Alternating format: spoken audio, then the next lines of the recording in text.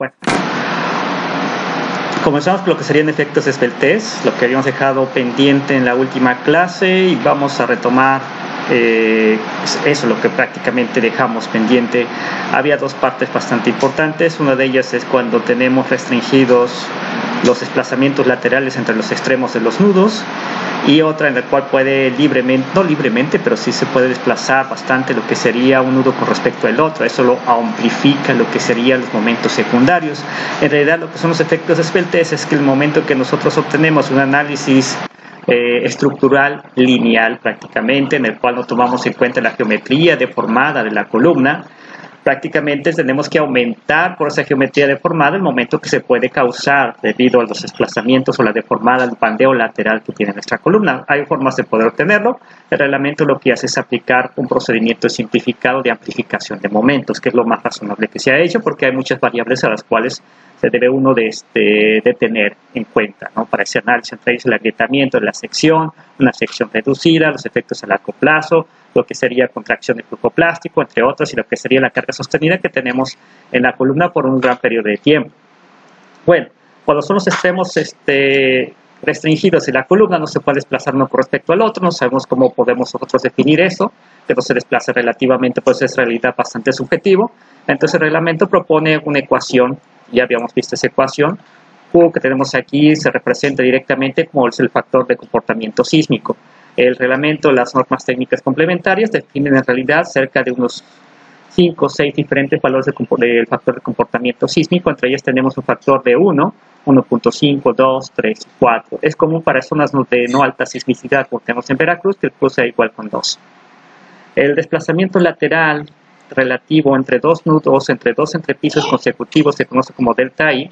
Ese se debe obtener también de un análisis estructural lineal, que no se toma en cuenta lo que es el desplazamiento lateral, lo que se conoce como efectos, como comportamiento no lineal geométrico del edificio, que prácticamente hay ciertos programas que lo pueden hacer, pero relativamente tomando en cuenta todas las variables que intervienen en concreto, pues en realidad son muy pocos programas que realmente lo hacen. HI, que viene siendo la altura del entrepiso, medida a ejes, la fuerza cortante del entrepiso causada por lo que sería el efecto sísmico y el peso total que tienen todas las columnas en el entrepiso que estamos considerando. Entonces, bajo esta definición, si se cumple esta desigualdad, entonces tenemos que vamos a tener una serie de columnas que cumplen con el requisito de lo que serían con restricción lateral ante las fuerzas que están sometidas por sismo, por viento. Cuando fuera por viento, el Q sería igual con 1. Esas son las partes de lo que serían las normas técnicas complementarias. Hay una parte también bastante importante que es la longitud efectiva, que habíamos dicho, porque las soluciones que se tienen son para un sistema biarticulado en realidad, o sea que son la articulación arriba y articulación abajo de la columna, pero gran parte de las columnas pues no son biarticuladas, mejor dicho, ninguna de ellas es biarticulada, se da un caso muy especial. Entonces lo que hace la articulación viene siendo la restricción que tiene la columna para un giro libre que tendría, tanto la parte superior como la parte inferior, va a depender relativamente de lo que sería la rigidez a flexión que tienen las columnas que llegan a ese nudo en contra de lo que sería la rigidez a flexión que tuvieran las vigas que llegan a ese mismo nudo.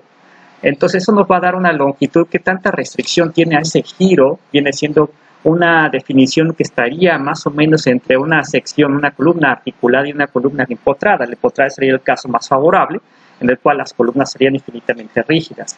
El caso de una columna articulada sería que las vigas que llegan prácticamente serían con una rigidez igual con 0, o sea que pueden girar casi prácticamente libremente. El giro con el cual lo pueden realizar es de que si la columna gira libremente, o sea que tiene una articulación, pues se va a cambiar mucho más fácilmente, es el caso más desfavorable al caso que estuviera doblemente o empotrada completamente. El caso de empotrada lo que hace finalmente es restringir lo que sería el giro, de tal manera que en ese punto donde tengo el empotramiento, pues el giro vale 0, ¿no? Entonces lo restringe completamente, ¿sí? Entonces aquí el reglamento define lo que sería la longitud efectiva como h' con un factor de longitud efectiva acá que hay que calcular de alguna u otra forma. El reglamento define ecuaciones para poder calcular el factor de longitud efectiva única y exclusivamente cuando tenemos columnas con restricción lateral, ¿no? No con lo que sería libre movimiento, no libre movimiento, sino con desplazamiento lateral relativo. Hay una ecuación simplificada que no vimos durante clase que está definida aquí, que son los valores de K, B, que se define de la siguiente manera, da valores razonables dependiendo en qué parte de la curva nosotros estaremos. Si queremos hacer un procedimiento un poquito más exacto, podemos utilizar algo que se conoce como el nomograma. Esta es una gráfica donde tenemos, por ejemplo, tres diferentes ejes verticales, un si A, una letra griega si mayúscula A, una si B, que se refiere a lo que ahorita vamos a ver que cuánto vale si A y cuánto vale si B. K, ya habíamos dicho que K, cuando tenemos restricción lateral de los nudos, teníamos que variar entre K0 igual a 0.5 para el caso que sería doble empotrada, en realidad doblemente empotrada, y el caso biarticulada sería igual a 1, que es el caso más desfavorable. Y entonces si A y si B, que A y B pueden ser indistintamente, podría ser ya sea el nudo superior o el nudo inferior, no importa en ese caso. Desde mi punto de vista, aquí debería haber en el reglamento, o en vez de 1, aquí parece un 1, debería haber un EI entre L. Faltaría lo que sería la elasticidad del concreto, que lo podemos calcular, que ya vimos en las primeras clases, que sería igual a 22 o a 14.000 raíz de F'(C), si depende de las unidades que tenga, de la rigidez a flexión de que lleguen las columnas, hasta la rigidez a flexión donde lleguen las vigas prácticamente, ¿no? Definimos entonces dos valores, puede ser un si A igual a 2 y otro a 3, entonces escogemos una línea recta hasta que finalmente obtenemos lo que sería el valor de K. Así sería prácticamente el procedimiento que se debería de tener. Después vamos a ver durante clase, a lo mejor un procedimiento donde podamos tener diferentes valores de si A y de si B. Es indistinto si es arriba o es abajo, no tiene que ser exactamente igual. En realidad puede ser A arriba o A abajo y vamos a tener exactamente el mismo resultado. Si ustedes ven lo que sería si A y si B, se puede intercambiar porque prácticamente sigue lo que sería la misma definición, la misma escala. El valor de K es el valor intermedio, lógicamente. Bueno, a partir de aquí viene lo que es el método de amplificación de momentos, que es lo que propone las normas técnicas complementarias para poder definir cómo debemos amplificar. Lo que vamos a amplificar finalmente sería el momento. La carga axial no se amplifica. Lo que se va a amplificar es el momento por el efecto de esbeltez. Entre más se amplifique, más efecto de esbeltez hay. Si se amplifica prácticamente gran parte de las columnas sin desplazamiento lateral relativo, no se amplifica el momento. No quiere decir que no haya casos especiales. Puede haber casos especiales en los cuales sí se amplifica, pero son aquellos en los cuales tenemos pues prácticamente columnas que son muy grandes, muy esbeltas, pero como las columnas de concreto reforzado lo que tienen son una gran sección transversal, una gran área, un gran momento de inercia, es probable de que no se amplifique de manera importante. Incluso el reglamento, este método de amplificación de momentos flexionantes solamente permite que se amplifique no más allá del 50%. Vemos algunas consideraciones importantes durante clase. Vimos de que podemos nosotros despreciar los efectos de esbeltez, quiere decir que nos van a ocurrir efectos de esbeltez bastante grandes, o sea que no se amplifica bastante el momento primario. Luego el momento secundario prácticamente es despreciable comparado con el momento secundario, con el momento primario. Teníamos algo que se conoce como relación de esbeltez. La relación de esbeltez viene siendo la longitud efectiva entre el radio de giro de la sección en la dirección que lo estemos considerando, ¿no? Vamos a tener que hacer el análisis en dos direcciones perpendiculares para poder amplificar el momento no solamente en dirección X, sino en dirección Y. Es diferente que cuando calculábamos en lo que sería finalmente lo que el diagrama de interacción. El diagrama de interacción sí se calcula en la dirección en la cual ocurre el momento. Aquí debemos de amplificar el momento en dos direcciones perpendiculares, primero en X y en Y, o primero en Y, después en X, y cuando son el caso, cuando tenemos que la columna no tiene desplazamiento lateral relativo importante, entonces se pueden despreciar los efectos de esbeltez si lo que sería la relación de esbeltez que tenemos aquí es menor que 34 menos 12 veces M1 entre M2. Normalmente cuando tenemos columnas y no hay cargas entre los laterales, entre los nudos, lo que va a ocurrir es que solamente vamos a tener un diagrama triangular, puede ser triangular, trapezoidal o constante, pero no vamos a tener una distribución de momento bastante complicada, como sería una viga con carga uniforme. No, solamente vamos a tener un diagrama prácticamente triangular, a veces trapezoidal, ¿sí? Pero que va a ser que M1 viene siendo el momento menor entre los extremos, y M2 es el momento mayor en los extremos. M1 y M2 finalmente van a ser los momentos que ocurren en los extremos, ya sea A o B o A, arriba o abajo, como lo quieran llamar ustedes. Bueno, este cociente es importante porque en realidad nosotros le quitamos el signo, porque cuando vemos el análisis estructural, a la hora de calcular esos momentos, pues sí tienen signos, ¿sí? Sí tienen signos. Hay una convención de signos que se supone durante el análisis estructural, la cual vamos a romper aquí, porque en realidad lo que nos interesa es cómo finalmente se va a deformar la columna cuando esté sujeto a cargas. Normalmente la columna ante cargas laterales se va a deformar en curvatura doble. Si los signos entre los momentos son diferentes o cambian de signo M1 y M2, son de signos diferentes, entonces está en curvatura doble, normalmente definimos así. Si los signos entre M1 y M2 son iguales, a menos que ocurra algo muy extraño que esté sujeto a cargas laterales, entonces estará en curvatura simple. Entonces, la curvatura simple es cuando se forma como si fuera una viga con carga uniforme, por ejemplo, y curvatura doble es cuando tengamos una doble curvatura sobre nuestra viga. El caso más desfavorable es en curvatura simple, el caso más favorable es en curvatura doble. Si los momentos son iguales a 0, entonces la relación M1 entre M2 se toma iguales a 1. Pero también lo que es el signo de M1 y M2 nos dice que es positivo cuando se flexiona en curvatura simple y negativo cuando se flexiona en curvatura doble. Y eso nos va a dar la guía para poder nosotros despreciar. Gran parte de las columnas que están más o menos de alturas no muy grandes, de secciones más o menos robustas, pues se van a poder despreciar los efectos de Peltez. ¿En cuál casos no se van a despreciar los efectos de Peltez? Cuando esto no se cumpla, y entonces también debemos de cumplir una condición, pues va a ser muy diferente, muy extraño que tengamos que la relación de Peltez de nuestra columna sea mayor que 100. Estamos hablando de columnas muy esbeltas, que eso quiere decir que su sección transversal es muy pequeña comparada con su altura y tenemos que las relaciones de Peltez son mayores que 100. Por ejemplo, en concreto es muy difícil que alcancemos valores mayores que 100, pero en acero sí podemos encontrar valores que alcancen mucho mayores que 100, puede ser 120, 140, sin ningún problema. Si alcanzamos mayores que 100, tenemos que encontrar otro procedimiento mucho más exacto, que sería el análisis de segundo orden, que más adelante se verá, y que en realidad lo que es el reglamento no lo maneja directamente, sino que dice, bueno, pues aquí están las definiciones de cómo se debe de hacer, y tú vas y lo haces en un programa de cómputo, o tomas en cuenta todas estas variables para que podamos decir que efectivamente está bien. ¿Sí? Bueno, ¿qué es lo que hay que calcular? Hay que amplificar el momento. La amplificación del momento es tomar en cuenta el momento secundario de manera indirecta. O sea, no va a aparecer un momento que digas, este momento le vas a sumar al momento primario que ya tienes, sino que te lo amplifica y ya toma en cuenta el momento secundario en sí. ¿Cómo se realiza eso en realidad cuando no se desplazan relativamente un nudo con respecto al otro de manera lateral? Bueno, pues se calcula un momento MS. Lo que se va a amplificar es el momento mayor que tenemos en nuestra columna, que es el momento M2, con un factor de amplificación que se llama FAB. Ese factor de amplificación FAB siempre debe ser mayor que 1. Sí, siempre, nunca debe ser menor que 1. Normalmente vamos a ver muchos casos en el cual nos va a dar valores menores que 1. Y no hay que extrañarse, ¿no? Siempre dan así, o casi el 90% de los casos, sí, lo que tenemos una sección no muy esbelta, los valores de FAB siempre nos da valores menores que 1. Pero eso quiere decir que siempre vamos a tomar en cuenta un valor de 1 para arriba, o sea, que le vamos a transformar en... Aquí tenemos valor de CM, que depende de lo que sería la relación de momentos en los extremos.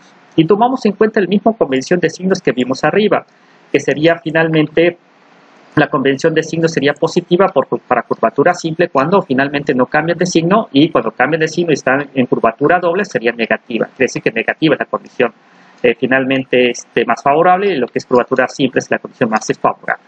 Siempre nos permite que el valor de M sea mayor que 0.4 para no llegar a valores que sean demasiado bajos. Entonces, si estamos prácticamente en curvatura doble, tendremos valores que en realidad serían bastante bajos, menores que 0.6, y cuando tengamos valores de curvatura simple, siempre tendremos valores entre 1 y 0.4 en realidad. Algo muy importante que sería Euler, hace ya bastantes siglos, descubrió que era posible determinar de manera analítica cuál sería la carga axial que podría poner en una columna biarticulada o con ciertas condiciones de frontera, y en el cual tendríamos entonces un pandeo lateral con grandes deformaciones transversales. Entonces, ese se conoce como carga crítica de Euler y se puede obtener de manera analítica. Y la solución de la ecuación de Euler que llegó hace bastante tiempo es que esta era esta ecuación que tenemos aquí, donde H' ya toma en cuenta que podamos tener en nuestra columna condiciones diferentes a la biarticulada. Bueno, en todos estos casos, por ejemplo, aquí ahí es muy fácil para una sección que es elástica, pero como estamos hablando de concreto reforzado, y el concreto reforzado se agrieta fácilmente a pocos niveles de carga, entonces debemos de tomar en cuenta lo que se conoce como la rigidez a flexión efectiva, o sea, ya con el efecto de agrietamiento de la sección. Y esto es igual a 0.4, de una manera simplificada, a lo que es el mol elasticidad del concreto, que ya lo vemos, pero 4.400 raíces de prima C para concreto clase 1 y para un cierto tipo de agregado, para lo que es la Ciudad de México, pero tomamos en cuenta, lo adoptamos para lo que tenemos en estas condiciones aquí en Veracruz, y con lo que sería IG viene siendo el momento de inercia de la sección completa 1 más U. U tiene una definición que vimos durante la clase. U se debe de considerar como una relación entre lo que sería finalmente, dependiendo si es la pura carga vertical, ¿sí?, o lo que domina básicamente la pura carga vertical, viene siendo la relación de la carga vertical sostenida, o sea, aquella que va a durar por muchísimo tiempo entre todo lo que sería la carga vertical total. Eso nos da valores en realidad que son bastante grandes, normalmente va a ser muy cercano a 1 porque la carga sostenida es la carga muerta y estaría entre 1, no, nunca va a dar valores iguales a 1, a menos que solo que no hubiera carga viva en nuestra estructura, lo cual siempre hay carga viva por lo regular en la gran parte de las estructuras, pues varía entre 0.90 y entre 0.50. Pero eso es solamente cuando las cargas sísmicas no existen o no hay cargas de viento. Pero cuando hay cargas de viento o cargas sísmicas que son o cargas laterales de cualquier tipo, ese valor de U va a tender a 0. ¿Por qué? Porque ya no se toma en cuenta lo que es U igual a la relación de carga vertical, sino a la relación de carga lateral. Y normalmente la carga lateral que es sostenida y que es causada por la carga muerta es muy baja comparada con la carga sísmica, la carga de viento. Y esto va a ser una relación que U va a tender a 0. Va a tener valores de 0.1, 0.05, prácticamente igual a 0. Bueno, miembros con extremos no restringidos lateralmente. ¿Qué pasa? Este es todo el procedimiento. Entonces, aquí finalmente yo debo calcular momento MC, que va a ser la multiplicación de FAB, que siempre debe ser mayor o igual a 1, y el momento 2, y yo amplifico. Imaginamos que nosotros ya tenemos eso y que calculamos eso de alguna u otra forma utilizando este procedimiento, y lo que voy a hacer es finalmente, con la carga axial que tengo en mi columna y con ese momento MC amplificado, entro en el diagrama de interacción y verifico si finalmente ese punto está dentro de lo que sería el área de lo que es el diagrama de interacción. Si está dentro, perfecto. Si no está dentro, está fuera. Por ejemplo, voy a tratar de hacer lo que entre mediante aumentando la cantidad de acero siempre dentro de los límites recomendados por lo que son las normas técnicas complementarias, o aumentar las dimensiones de mi sección transversal. ¿Qué pasa cuando los extremos no están restringidos lateralmente? No pueden mover lateralmente la estructura, quiere decir que eso va a provocar una amplificación mucho mayor. Y aquí sí puede haber amplificaciones de manera importante. Normalmente, si la sección está bien construida y si la sección no es muy esbelta, podemos encontrar valores que estén entre mayores que 1, pero siempre menores que 1.20 normalmente, ¿no? Pero aquí vamos a utilizar esta ecuación, que es la ecuación básica de diseño. O sea, lo que se va a amplificar finalmente son los dos momentos que hay en los extremos, el momento menor y el momento mayor. ¿Cuál es? El momento menor o mayor va a poder hacer el de arriba o el de abajo, va a depender muchas veces de lo que sería el análisis estructural y las fuerzas que están siendo aplicadas, la fuerza lateral, la fuerza sísmica, etcétera, ¿no? Y aquí lo dividimos en dos partes importantes. Siempre va a haber un momento con subíndice B, que es el momento causado por cargas que no producen desplazamiento lateral significativo, y el momento en S, que sí son momentos causados por cargas que sí producen momento lateral significativo, y esas son las que se amplifican por el factor FAS. El factor FAS, pues en realidad es una ecuación un poquito más sencilla que las anteriores, pero en realidad que tenemos que tener datos confiables para poder determinarlo, es igual a lo que es la inversa de 1 menos lambda, y siempre es mayor o igual que 1. Los factores de amplificación, ya sea para el caso sin desplazamiento lateral y con desplazamiento lateral, siempre deben tener valores mayores o iguales que 1. El valor de lambda está dado, vemos que estas son las definiciones que vimos anteriormente cuando queríamos definir si mi columna tenía desplazamiento no lateral significativo. Y aquí vemos las mismas laterales, el peso total del entrepiso que estamos considerando, que sería como la sumatoria de todas las fuerzas axiales factorizadas ya, ¿sí?, en el entrepiso considerado. El factor de comportamiento sísmico, eso lo defino de anterior. Cuando yo quiero diseñar mi edificio, yo lo estoy antes de hacer el análisis estructural, porque esos van a ser las fuerzas sísmicas que van a depender de Q. Yo defino qué valor de Q va a tener finalmente mi estructura, que va a tener unas fuerzas sísmicas reducidas. El desplazamiento, la deformación lateral de entrepiso, o sea que la deformación lateral de entrepiso, no sé si la pudimos definir muy bien anteriormente, pero viene siendo el desplazamiento relativo que tiene el extremo superior de la columna con respecto al extremo inferior de la columna, dividido entre lo que sería la altura de la columna, entre ejes, de lo que serían las losas, entre el cortante de entrepiso que ocurre en ese entrepiso que estamos considerando. Eso quiere decir que esto nos va a definir finalmente el factor de amplificación sísmica, ¿sí? Que entre esas literal, de eso tendremos que tener datos bastante específicos y un análisis estructural. Todo esto está basado directamente, no podemos hacerlo independientemente. Si no hacemos un análisis estructural, por lo menos elástico, lineal, utilizando un programa de cómputo, que es lo más fácil, lo más conveniente para esto, para poder tener todas las variables que intervienen en este caso. No es fácil determinarlos, habrá que hacer hojas de cálculo al respecto para poder determinarlos para lo que son las columnas. En teoría debe hacerse para todas las columnas, ¿no? Pero ese es un procedimiento muy cerrado. Entonces muchas veces se escogen nada más una o dos columnas que son las más cargadas de cada uno de los entrepisos y así se revisan cada uno de ellos. Bueno, solamente hay una condición adicional que nos maneja aquí, ya de así se obtiene cuáles son los valores de M1 y M2 y finalmente se determina cuál de ellos es el que tiene el momento mayor. Si se hace con M1 y M2, entonces muchas veces puede suceder casos extremos en los cuales todavía se tenga que reamplificar el momento debido a que la columna es muy esbelta. Ocurren casos muy especiales, pero llegan a ocurrir que el punto F nos dice qué casos especiales debe de reamplificarse el momento. En el caso de que ya no es H', sino es H, la altura solamente efectiva, H es la altura efectiva viene siendo la altura libre de mi columna, la altura quitando lo que sería la losa en la viga, que es la parte superior, entre el radio de giro de mi sección en la dirección que estoy haciendo yo el análisis. Debe ser mayor o igual a 35, dividido entre la raíz de PU, F'C, entre el área total de mi sección de mi columna que estoy analizando. ¿Sí?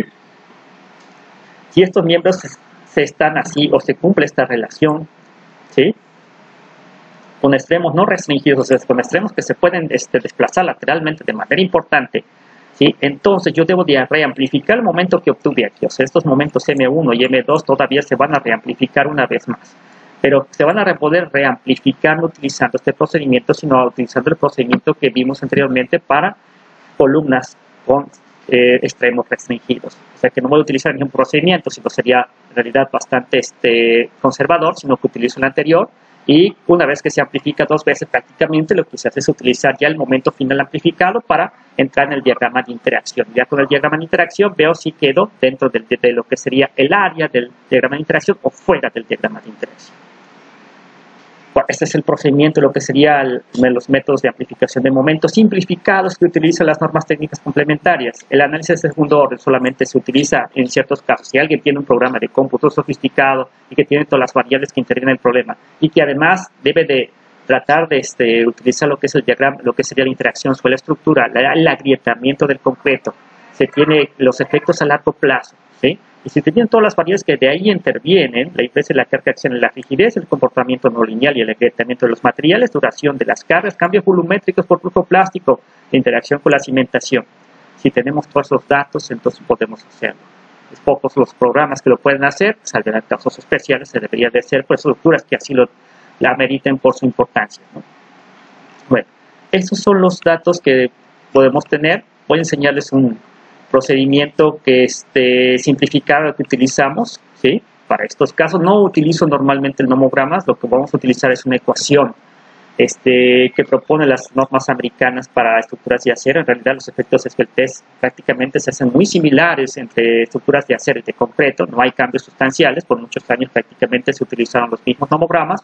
Este nomograma que vemos aquí es solamente para estructuras en las cuales los extremos se encuentran restringidos. Las normas AIS proponen otro muy similar para estructuras con extremos no restringidos. El reglamento no lo maneja así, no permite realizar eso. Voy a utilizar aquí el programa MATCAD para ver un caso hipotético, por ejemplo, que ya resolvimos ahí. Todos estos son los datos que requerimos. Requerimos muchos datos para poder realizar la revisión por pandeo lateral, por una columna esbelta en general. Necesitamos el F'C, el Fy de lo que sería la columna, el recubrimiento de la columna, el F'C de las vigas que llegan a un nudo extremo, un nudo en una dirección. Lo que sería el ancho de la columna, la altura de la columna, la altura de las vigas en una dirección X, ¿sí? Altura de lo que sería el primer entrepiso, la longitud de la viga, altura del segundo, la altura, lo que sería en el otro entrepiso en dirección Y, pueden ser diferentes la altura de la columna en X y en Y, en realidad por las restricciones que pueden tener, normalmente son iguales, 3.5 metros.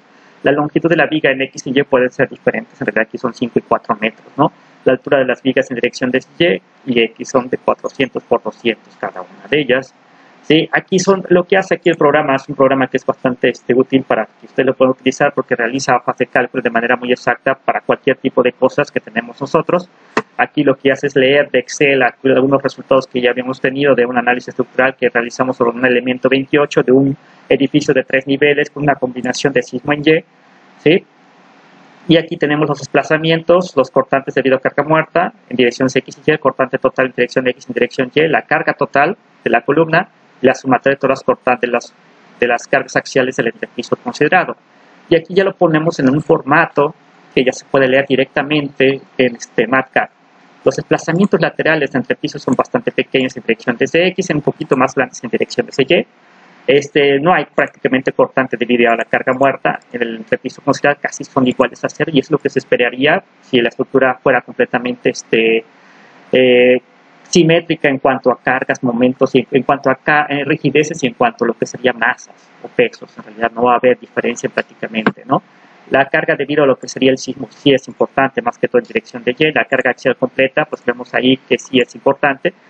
Y el peso total del entrepiso considerado pues es bastante fuerte, ¿no? Pues es normal para una estructura de concreto reforzado.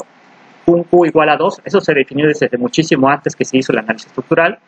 Los momentos que están arriba se leen también, que momentos en X, momento Y, momento abajo en X y en Y, momento solamente debido a la carga muerta, ¿sí? Arriba y abajo en direcciones X y en direcciones Y. Carga muerta más carga viva nada más, ¿no? Son los que se están utilizando al respecto. El área de la columna, aquí lo que se hace finalmente es tomar solamente los valores absolutos, y aquí toma cuál es el momento de M1 y el momento de M2 en valores absolutos, y aquí definimos si está en curvatura simple y curvatura doble, ¿no? Si los signos son diferentes, es de curvatura doble. Como aquí tenemos una condición un poquito más favorable, ¿sale? Bueno, esos son los resultados. Teníamos B columna, H columna, si tenemos ahí algunos datos que están ahí, aquí tenemos el B de columna, de H columna son 300, ¿sí? Y aquí se define directamente el resultado. Aquí cuando marca aquí un signo, quiere decir que no lo tenemos el resultado en sí, ¿sí? Ahí está, solamente se está actualizando el resultado. Lo que tiene es marcar es que podemos actualizarlo, ponemos un igual y aquí lo tiene incluso en unidades de milímetro cuarto. Podemos ponerlos incluso en metros cuartos si ustedes quieren y automáticamente hace la conversión. Esas son las ventajas que tiene marcar, que ya lo definimos de manera automática. El radio gira en dirección de Y, el momento de inercia en dirección de X entre la área de la columna y automáticamente lo da. Si lo quiero en metros, pues solamente lo defino así. ¿Sí? Si lo quiero en milímetros, lo definimos así, directamente me lo da. Normalmente lo manejamos en milímetros. El desplazamiento lateral en dirección de X, aquí está la fórmula que vimos anteriormente, quiere decir que efectivamente sí o no es con desplazamientos importantes o no apreciables. Dice no es apreciable. ¿Sí? Dice no es apreciable, por lo menos en dirección de X. Debemos de hacerlo en las dos direcciones anteriores, ¿no? Que tenemos aquí. A veces no se va actualizando esto como vimos anteriormente, pues tenemos que hacerlo a mano. Ahí está. Lo voy a poner en milímetros, solamente 3300 milímetros, longitud libre de la columna, ya quitándole una partecita de la viga arriba y abajo, lo que estamos definiendo nada más. El momento de inercia otra vez se fue, vuelvo otra vez a definirlo, bueno, a veces sucede eso, y le voy a poner milímetros, y es también para irlo siguiendo paso por paso, ¿no? Otra vez, la longitud de la columna, no sé si pongamos aquí, voy a ponerle aquí calcular, a ver si con calcular se me calcula todo lo que es ya directamente para no estarlo poniendo otra vez de nuevo. Ahorita está calculando, por eso se ve como un color medio borroso, ¿no? Que lo puso como si tuviéramos transparencia. Ahí está, ya la defino de antemano, ya lo fue calculando, se había perdido lo que sería el cálculo numérico de todos y cada uno de ellos. Si tenemos un concreto con clase 1, el molasticidad del concreto es 4400 raíz F', siempre y cuando el F' sea mayor o igual que 25 megapascales. ¿Sí? El de las vigas también es igual al mismo, pero puede ser diferente vigas y columnas, algo que puede ser extraño, en realidad casi siempre son las mismas. Normalmente es posible para optimizar el diseño que las columnas tengan mayor F' que las vigas. Es probable, eso sí es probable. El empotramiento, el G arriba y el G abajo. El G yo lo defino como lo que sería el valor de sí arriba y sí abajo, o lo que sea, en direcciones de X. Cuando es empotramiento, que es lo que sería la cimentación, estamos estudiando lo que sería la columna de cimentación, tomamos un sí igual a 0, porque sería como que las vigas estuvieran infinitamente rígidas, y entonces sería como que vigas serían infinito, ceros, un valor cualquiera sobre infinito va a dar prácticamente igual a 0. Aquí sí tendríamos un valor definido porque sería en el nudo de arriba, que serían dos columnas que serían el nudo de arriba entre las dos vigas que irían en dirección de X, será 0.633. 0 y 0.633. Vamos a recordar esos valores porque aquí puedo poner, en cualquiera de los dos no importa. 0, pues aquí 0.633 sería por aquí, ¿no? Entonces yo trazaría una línea que pasaría de aquí hasta 0.633 y lo que se cruce sería más o menos entre arriba de 0.6 y 0.7, sería como 0.62, 65, ¿sí? 0.62, 64, 68, 0.62. Vamos a ver si eso no sería cierto. ¿Qué utilizo yo en vez del nomograma? En vez del nomograma utilizamos la solución a este sistema de ecuaciones, que en realidad de ahí viene el nomograma. Esta ecuación que tenemos aquí, debemos obtener las raíces para este valor de Kx que ya está definido. Entonces, lo que hace el programa es que yo le doy los valores que depende de G arriba, G abajo, y depende de Kx, que es la única variable que va a quedar. A la hora de pedirle, aquí es root, lo que me hace el programa, que en este caso es marcar root, lo que hace es calcular las raíces del tipo de función, me dices que es 0.602, o sea, aquí yo estaba entre 0.60 y 0.62, y en realidad era 0.602. ¿sí? Aquí lo que hace es calcularlo cuando tenemos con desplazamiento lateral, porque esa fórmula viene lo que es ahí, se le refiere, pero en realidad el reglamento no permite que hagamos esto. Entonces aquí lo que hace es finalmente comparar cuál de las dos voy a utilizar, con desplazamiento o sin desplazamiento, y dice que X es sin desplazamiento lateral. Y finalmente calculamos la longitud efectiva de la columna, 1987, quiere decir que es menor que lo que hemos considerado, cerca de la mitad, más pequeña, que en realidad como sería vía articulada. La relación de esbeltez es 22.95, entre radio de giro, que es bastante pequeño en realidad, la relación de esbeltez, si lo comparamos con el 100, que es el valor máximo que podemos tener. Es menor que 100, si es mucho menor que 100, no tenemos que hacer análisis de segundo orden, podemos continuar aquí. La relación M1 entre M2, como es en curvatura doble, pues va a ser negativa, si fuera curvatura simple sería positiva. ¿Sí? Siempre es menor que 1 la relación de M1 entre M2, siempre, no importa cuál sea el caso. Y vemos que si se desprecian no las relaciones, en este caso, de esbeltez con extremos restringidos. Me dice que me da 41.55 y efectivamente yo tengo una relación de esbeltez que por aquí habíamos considerado de 22.95, mucho menor a esta y se pueden despreciar. O sea que yo puedo terminar ahí mi análisis y decir ya se desprecian y continúo con mi valor de P y mi valor de momento en dirección de X que tenía desde el momento de la estructura no se van a amplificar. Los efectos, la columna tiene una sección transversal y una altura tal que no se van a amplificar. O sea que el planteo lateral no va a tener un efecto considerable, que es una columna prácticamente corta, si lo podemos decir así. Aún así, el programa lo que hace es calcularlo por si el caso fuera contrario. Y aquí vemos un valor que prácticamente me da cerca de 0.40 porque me iba a dar menor a 0.40, el mínimo es 0.40. El Ux prácticamente les dije que daría valores cercanos a 0 y prácticamente es igual a 0. Lo que sería la rigidez a flexión de la columna es esta. La carga crítica de Euler calculada mediante rigidez a flexión de la columna y la altura efectiva es esta. Este valor de lo que es la carga crítica de Euler, como es un comportamiento prácticamente elástico, es mucho mayor siempre al valor de P1. Y aquí calculamos el valor y vean ustedes que efectivamente me da igual a 1. Quiere decir que este debe ser un valor muy pequeño, mucho menor que a 1. Probablemente va a ser 1.50, ¿sí? O mucho menor. Si vamos a poner esto aquí, lo que hago es solamente calcular este valor de manera tentativa, da 0.41. Es decir, que va a dar un valor mucho menor a 1, solamente comparativo, ¿no? Despreciar, sí. Entonces, si despreciamos, me va a dar igual a 1. ¿Sí? Caso contrario, tomo este valor, que sería como por los dos valores despreciar y f a b x va a ser iguales a 1. ¿Qué quiere decir? Que yo voy a tomar el momento en dirección de X igual que sin que se amplificara. No se amplifica nada en direcciones de X. Si tuviera extremos restringidos, utiliza esta ecuación que vimos anteriormente, me da 0.055 y aquí me indicaría si tuviera extremos no restringidos. Sí, por ahí lo verificamos al principio y si no se cumpliera eso, que tuviera grandes desplazamientos laterales, entonces aquí amplificaría cerca de un 6% el momento, ¿no? Y me dice que si es adecuado, porque entonces debe ser menor que 1.5, me dice si es adecuado, no hay ningún problema. Y aquí vemos si es necesario reamplificar. Aquí me da 73.829. Y si aquí dice, aquí este valor me dice que debe ser mayor que esto, no es mucho mayor, porque debe tener 22 y algo. La altura contra Rx lo voy a poner aquí solamente para verlo como un ejemplo de cuánto daría este valor. 38, estoy cerca de la mitad, o sea, no tiene ni cerca, estamos de reamplificar. Entonces aquí ya tenemos los momentos finales. Estos son algunos casos solamente en el cual tenemos el momento carga muerta, carga viva, arriba y abajo, solamente para el caso que son los momentos en D producidos por cargas que no producen desplazamiento lateral significativo. A las horas de hacer la resta con M1 me encuentro con el momento en S que sí tiene desplazamiento lateral significativo.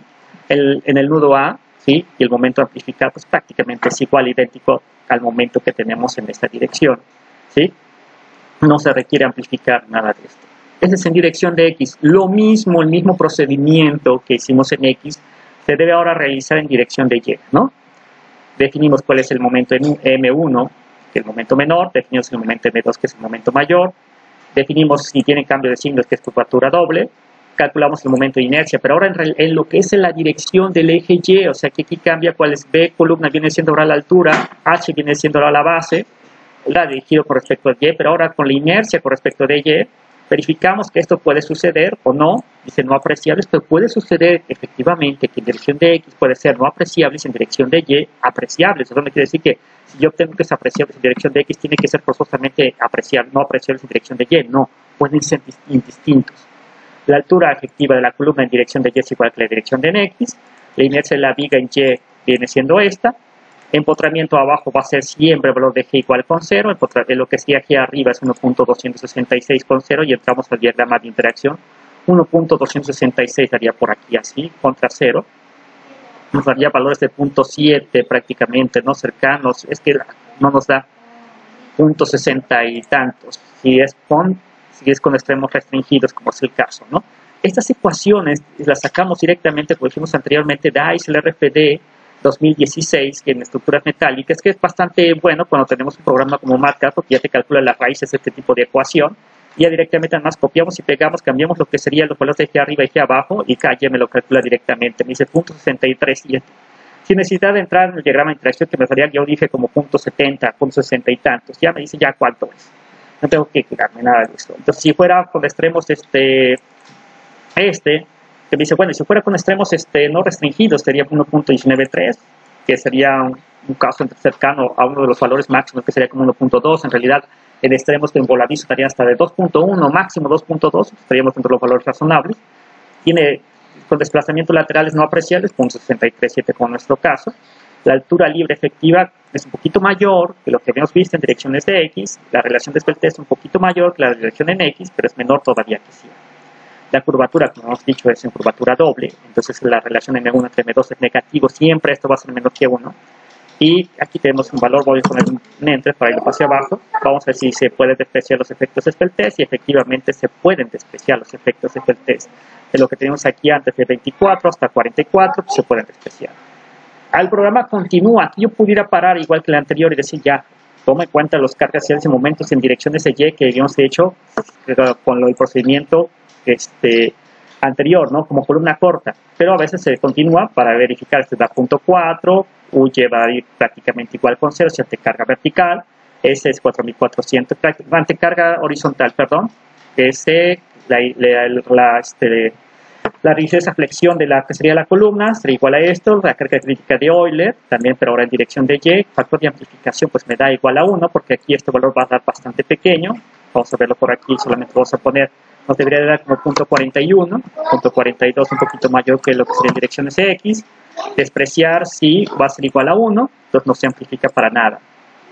Si en extremos restringidos tendríamos aquí muy parecido a la dirección de en X, no se reamplifica, no es requerido, y aquí viene siendo como calcular los momentos. Esos son los momentos sin desplazamiento lateral, estos son los momentos con desplazamiento lateral, los que sí vamos a amplificar, que en realidad en este caso no se amplifican para nada. Y finalmente tenemos que el momento 2 en Y sería 19.07, o sea 16, 19, y dice, diseña la columna, esta es una parte, lo que es la conclusión final, diseña la columna con una carga axial de 505.661, un momento en X 4.72 y un momento en Y 16.066. Estos son los resultados que vamos a meter en el diagrama de interacción, estos resultados finales, ¿no? Y ese sería, veríamos que si pasa o no pasa. Bueno, vamos a dejar aquí, si no los videos van a ser muy grandes, y continuaremos la siguiente clase. Algunos tips, pueden hacer alguna serie de preguntas. En cualquier momento pueden preguntar, ya sea por la vía Eminus o a mi correo rosalgado@v.mx, me pueden ver correos, tengo un poco de paciencia para contestarlos, o juntaré todos cuando ahí sea la misma pregunta en realidad de todos y cada uno de los estudiantes. Bueno, que se encuentren bien y esperamos de que pronto podamos volver a clases presenciales. Bueno, hasta luego.